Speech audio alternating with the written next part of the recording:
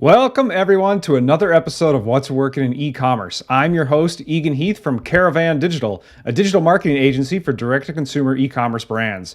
We help with paid search, paid social, and email marketing. And if you're excited or interested in learning about launching products on Amazon, you're going to love our guest today. Her name is Ashley Kinkead. She's from Private Label Mastery. Welcome, Ashley. Thank you so much, Egan. I'm so excited to be here and meet your audience. It's an honor. I'm really excited. Yeah, I'm excited to talk to you as well. We were chatting a bit before, and as I said, at our agency, we have not actually touched Amazon yet. So, I expect I'll learn a lot from you, and I think the people watching this or listening to this will as well. Tell us a bit about your journey and how you got into this, and tell us about your experience on Amazon and how you started there.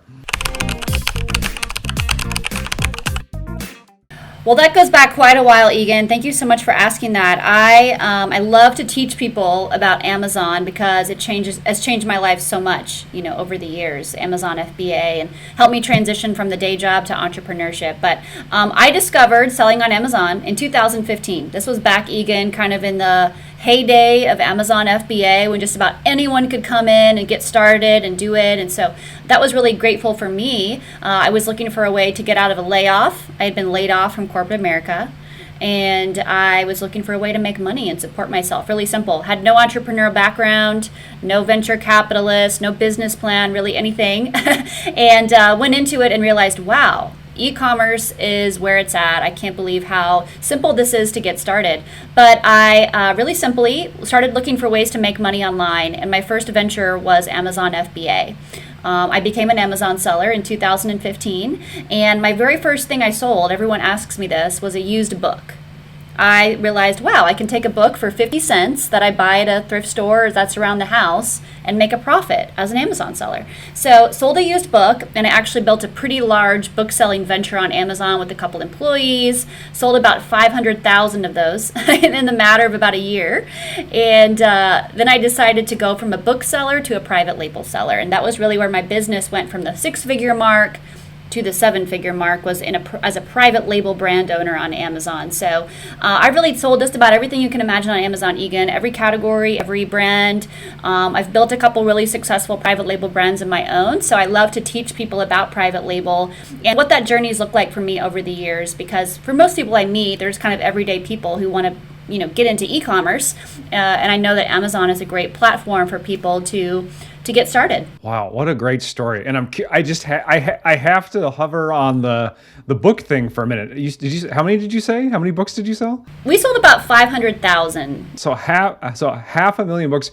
Were these were used? Like, just tell us about that. Like, give us a picture of where were you getting those books? What were those books? Were they all used? Just give us a flavor of that, because most people probably won't understand that, and I'm one of them. Sure. So it's amazing how quickly you can scale with the team and with the system. I started off starting off small by myself, going around stores here in Dallas, thrift stores, garage sales, starting small, 100 to 500 books a week that we would sell. And then I quickly realized, wow, if I can just get more of these books, get more volume into Amazon, I can really grow a 7-figure company. And so went from a one-person show doing all the sourcing, all the scanning, shipping the books into Amazon's warehouses, up to a team of about 3 to 5 people who handled all the sourcing and the logistics. We did a lot of online arbitrage too, really incredible, like literally buying books on Amazon and then reselling them back on Amazon for a profit. So using softwares and things like that, and buying books at local stores in bulk. We would buy out library sales, book sales, 500 books at a time, 1,000 books at a time, get them into Amazon and sell them. So it really just went from being like a solopreneurship type of situation to a local team. Wow, how fascinating! And then that private label switch. Then, and again, I'm at very basic level here. We're starting elementary here. When you went into private label, then that was okay. I'm going to start creating my own products under my own brand. Is that right? Correct. So I went from, tens of thousands of different books listed on Amazon to two private label products. So that was a big transition in my business, going from selling other people's books, selling other people's listed items on Amazon, to creating my own unique product that had my brand, that had my trademark, that had my ASIN number on Amazon. But the good news about private label is I was able to go from being outsourcing and trying to just constantly hustle and find new inventory to sell online to be able to really have something of my own. So private label, just to like put it in a nutshell, is having your own product on Amazon, your own simple, unique product. Got it. And no one else is selling it. You're the source of here's how people buy this product, basically. Correct. Your own brand. So I always use kind of the ketchup analogy when you walk down the ketchup aisle at a grocery store and you see 50 kinds of ketchup, right? Same kind of product, same ingredients, but the label is different on the front of the bottle. So similar concept with private label. We're not necessarily inventing something or getting a patent. We're just selling something simple and calling it our own and slightly differentiating it or improving it or making it unique. But it's essentially labeling your own product with your own brand name. Pretty interesting. Tell us about, your early product or kind of early products in those days of how did you develop those? Walk us through that a little bit, because for someone who's never done that, that probably seems overwhelming. They wouldn't even know where to start. Yes, and I completely understand that, Egan. I think when you've never done it, you think, oh my gosh, where would I start, or what kind of product would I sell on Amazon? Funny story, we actually, in addition to the book sourcing, we started sourcing retail products here in Dallas. So products at stores and malls that were already created and selling on Amazon. I started looking at those products that are profitable and thinking, wow, why can't I manufacture a product like this? Why can't I go directly to the supplier? And my first category was actually in the beauty category, and cosmetic products, bath bombs, soaps. That was my first venture into private labeling, and I found some local suppliers on Etsy.com who were able to create and manufacture a product just for me, put my label on it, created a unique identifier on Amazon and listed it, looking for those opportunities to make my product a little bit different or better than what was already on Amazon. So that was my first private label product. It was actually a set of bath bombs that I found on a supplier, and I realized, wow, I can source these for pennies on the dollar, put them in a box, call them my own, and build my own e-commerce brand. So it was really simple, like very humble, bootstrapped kind of business in the beginning. And then as the sales started to come in and the business started to grow, I realized, wow, this is a 6-figure opportunity, a 7-figure opportunity. And I started to find, more suppliers for the product as well. So that was my first product, but I've sold various different categories and products on Amazon, but mostly in the health and personal care category. Very interesting. This is a bit random, but I used to live in Minneapolis, where Target is based out of, and did some temp work there at Target corporate one time.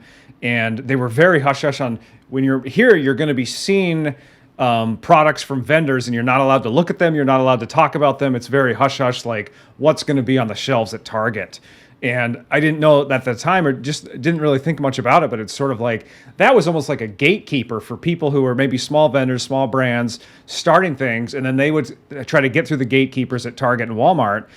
It's almost like Amazon's a similar position, but maybe it's less of a gatekeeper situation. It's probably easier to get started on it, and it's this bigger virtual opportunity. Am I thinking about that the right way, from offline to online? Right. It is. Amazon is kind of a partner in our business. They provide us with a lot of things that a new person doesn't have, like marketing, SEO, data. When you're starting a business and from scratch in e-commerce, you don't have that information. You don't know what successfully sells. So because of Amazon, when we launch a new product today, we know it's going to sell. We know it's going to be successful based on the data that Amazon provides. So if you're a new person just starting off, you don't know where to get started in e-commerce, Amazon's a great launching pad. And then obviously we see Amazon as a launching pad, a place for us to test ideas, to find opportunities that work, and then eventually take those products off Amazon, build our own websites and those kinds of things. So really that's our starting place. So the direct-to-consumer, maybe Shopify type play, that comes later once the product and market's been validated. What a brilliant use of that. Yeah. You were researching keywords, you saw where there was demand, and then you were making products to fulfill that demand. Is that a fair summary? Correct. So when we start our product research journey, we always start with data directly from Amazon using one of our product research tools. And so we can see exactly how many people are searching for a particular item, how many people are searching for a particular keyword, and basically just plug and work backwards. Okay, there's 20,000 hits a month for this keyword, and there's only 15 products on Amazon. We probably can jump into this marketplace. Or there's 50,000 searches a month for this particular keyword, but only 5 products listed on Amazon. So we're always just looking and mining for those opportunities. Pretty interesting. I had someone on who was a co-founder or a technical person at Jungle Scout on the show a few episodes back here. Can you tell us a bit about some of the tools of the trade for you? What are you using these days? Tell us a bit about that keyword research and kind of gauging the demand and the supply. Well, at Private Label Mastery, we have our own product research tool that we use. It's proprietary and in-house for us, so it makes product research a lot faster. We definitely also use mainstream tools like Helium 10, Jungle Scout, those kinds of things. But I think having software is really important for an Amazon seller, not just blindly wondering, okay, what can I sell? Where can I get started? But we want to gather data and be able to make those decisions. That's amazing. And I apologize if you already said this, but can you give the listeners and the viewers a little sense of just the success you've had and sort of the sales you've done on Amazon like this? Because I think when they hear that, they'll be like, wow, this is a huge opportunity. Sure. My personal sales, I've done about $2.5 million of private label sales of my brands, but I really consider myself a pretty small seller. We work with folks doing that in a month, so it's really just an unlimited opportunity for people. Most people I meet, Egan, are pretty thrilled to make, $10,000 a month in e-commerce. They're not necessarily looking to have $1 billion valuation, but they're really excited just to have a side hustle or make some side income. That sounds great. That's what a lot of people are after. That's awesome. What's a great way to learn that? I'm curious, how did you learn, how to do this process? How did you learn those tools? And then maybe this is a place to talk about Private Label Mastery as well, sort of what do you help people with now? Sure. Well, a lot of things I learned on my own. This was back when private label was very new. People weren't private labeling on Amazon. So I learned a lot of things through trial and error, which I don't recommend. Today, I was reading one of your emails, Egan, it's so important to have an advisor, have a mentor, someone who you can rely on to kind of show you the pathway. But I very much learned on the fly. Amazon doesn't really train sellers in how to do private labeling. So if you don't have someone or a system, you're on your own. So learned a lot of myself, definitely invested in some coaches and some resources, but that's why I created Private Label Mastery. I really felt there was a gap in the marketplace for training and support for private labels specifically. And so today we basically have a platform, everything someone needs to get set up with their own business on Amazon FBA. And we've really streamlined that and made it really simple. We've got everything someone needs, products, training, support, and setup for Amazon FBA. That's excellent. And tell us a bit too about, can you give us the outline of someone's interested, they're sold on what you're saying, they want to get started. What does this process look like? Where do they start and kind of what are the steps? Sure. So I always encourage someone to do their homework, do their research, get your feet wet a bit in the business, find out if this is right for you. There's some amazing resources out there. I mean, your podcast for one, people can go on YouTube, they can check out podcasts, get a feel if this is something you'd like to be committed to doing. I've got a website. It's www.ashleykinkead.com/welcome. I actually wrote a book about my journey, private label and Amazon. And so it really details the specifics, exactly the products I've sold, the brand names, those kinds of things. So check out my book. It's a great place as well. But really YouTube. I think YouTube is an incredible place as well as podcasts if you're interested in Amazon FBA. That's awesome. Yeah, we'll put that certainly in the notes. And anybody listening, Ashley's last name is spelled Kinkead. That's great to hear. For me, there's a little bit of a barrier. I've been in professional services for a while. This is year number 7 running an agency for me. And so going into products, there's just kind of this feeling of what do I know about products? How do I make products? Is there a way you talk through that of how do I get over this hump of just hey, how do I make a product and how do I mass produce it and so on? That's a great question. I think first of all, when someone comes into us, they have no product, no idea what to get started. We always just start with our system. Having a system of how to get set up. We've done this tens of thousands of times. We have 50,000 products on Amazon and counting. So we know when you come in, you basically need to get set up with our system, have have a clear goal in mind. If someone wants to make $5,000 a month in sales, we're going to look at some very different product ideas than someone that maybe wants to make $50,000 or $100,000 a month. So it really just depends on your goals as a business owner, and then looking at the data that we provide with our software tool to make really informed decisions. And we work backwards based on how much a product is selling on Amazon. We sell that product. So we look at the data from Amazon, we make informed decisions, and we typically start pretty small with someone. $5,000, $10,000 a month in sales a month is a great starting place. And then once you kind of got your feet wet on Amazon, then you'll start thinking about, how do I expand my business? How do I get on other platforms? How do I get on Shopify? How do I get a shopping cart? How do I get in brick and mortar stores? That's really like the next level for most of our clients. But we really like to maximize the Amazon opportunity for most people, because it really is just a huge opportunity to sink your teeth into before you need to go anywhere else. Are they getting the products manufactured, say, in China? It was interesting hearing your story with Etsy, like that piece of it. It's like, where do I get this made? Who makes this for me? How do we design it? I'm curious about those pieces. And tell me if I'm going down a rabbit hole and I'm going the wrong way here too, and that's not the hard part. Feel free to set me right. Oh no, it definitely is the hard part. Finding the products, finding the suppliers. That's our job basically as Amazon sellers. So there's two things. Everybody's got to have a product to sell and a supplier. So we typically do source from China. We source overseas. We have our own suppliers that we use and pair people with, but we also help people go out and find their own suppliers at trade shows, Google, Alibaba, finding them and building those relationships. So you do have to find a supplier, but typically people start first with the idea. The idea that's been validated. They have the idea, they have the keyword, they have the concept, they have this great concept. They go to a supplier, and that supplier partners with the seller to manufacture the product to be sold on Amazon.com. And our job is basically to be brand builders, to be innovators, to be product creators, and we start to think in that way. Mm-hmm. Yeah, that's very cool.